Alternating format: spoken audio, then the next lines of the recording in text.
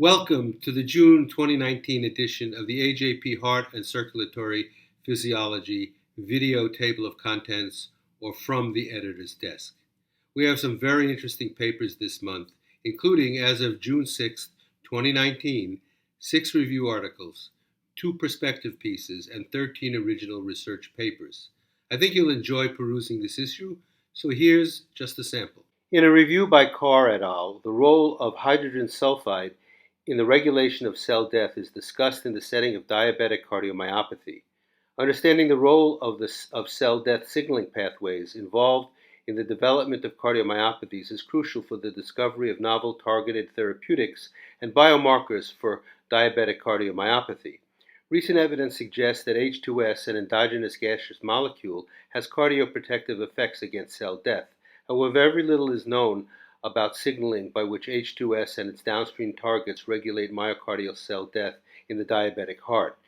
This review focuses on H2S in the signaling of various cell death pathways in diabetic cardiomyopathy and other cardiomyopathies, abnormalities in H2S synthesis in diabetes, and potential H2S-based therapeutic strategies to mitigate myocardial cell death in order to ameliorate diabetic cardiomyopathy.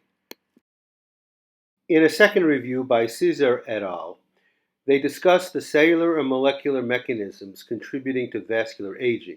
They provide a comprehensive overview of NAD+ dependent pathways, including NAD+ using silent information regulator 2-like enzymes and poly-ADP ribose polymerase enzymes, and the potential consequences of endothelial NAD+ deficiency in vascular aging. The multifaceted vasoprotective effects of treatments that reverse age-related decline in cellular NAD+ levels, as well as their potential limitations, are also discussed.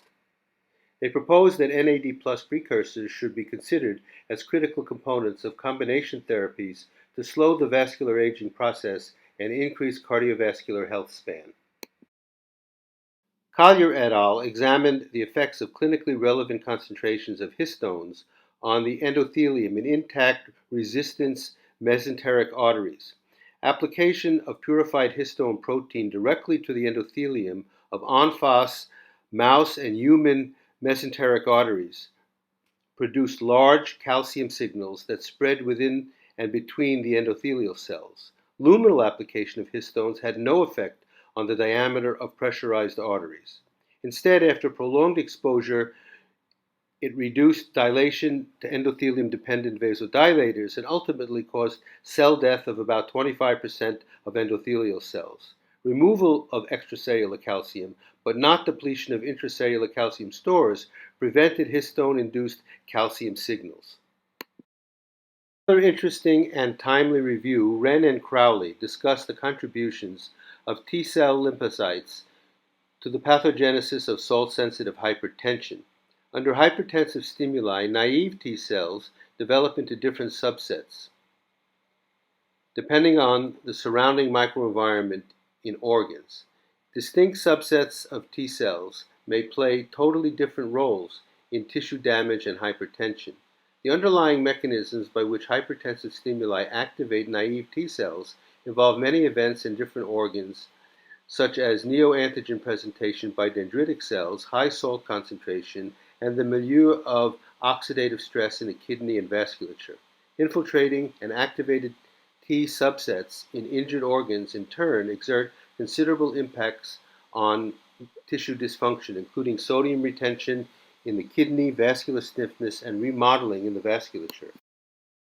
Wren et al. Examined the role of CYP4A20 heat in the regulation of ischemia-induced neovascularization via its action on endothelial progenitor and pre-existing endothelial cells. They found that ischemia leads to a time-dependent increase in CYP4A12 expression and 20 heat production, which was endothelial in origin.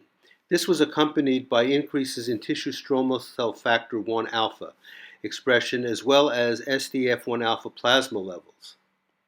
It also markedly increased the proliferation, oxidative stress, and ICAM1 expression in pre-existing endothelial cells in the hind limb gracilis muscle. Taken together, CYP4A 20 heat regulates ischemia-induced compensatory neovascularization via its combined actions on promoting EPC and local pre-existing endothelial cell responses that are associated with increased neovascularization. Great science this month. I want to just alert our readers and authors that we're undertaking a pilot project to assess the frequency of adequate data reporting in order to enhance rigor and reproducibility in our articles. The results of this project will be communicated in an editorial once it is complete. In the meantime, please provide us with individual values or box whisker plots, and make sure your Westerns have molecular weight markers and that full gels are submitted as supplemental material. We'll see you in July, and thanks for watching.